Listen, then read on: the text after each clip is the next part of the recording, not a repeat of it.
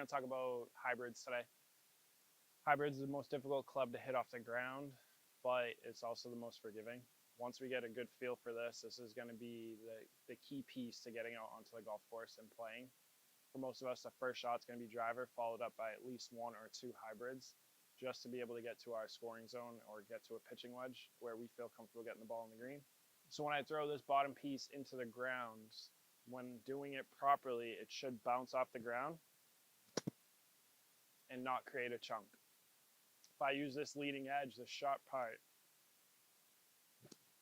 it starts to get stuck in the ground. That's the biggest difference of why it's more forgiving than an iron. So when we play hybrid, we always want to start off of a tee or in the rough. Anytime we are in the rough, we're looking to make this sound in the grass. That swishing sound is going to tell us that we're getting low enough to get that ball up in the air. If our swing sound like that and it's a light grass sound that you can't hear, it's probably going to be topped or end up really, really low. When we set up for the hybrid, we see a lot of times people standing too far away, making that handle too low. We want to make sure we're a good distance away.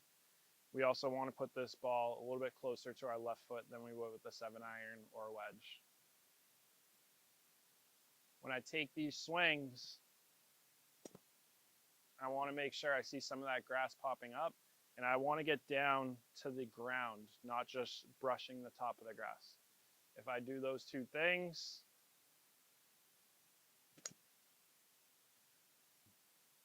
especially once we get to this club, similar to the driver, we want to make sure we're using an L to L swing, making sure that this club gets back up to the top of our swing. These clubs are designed to go a little bit higher than an iron would.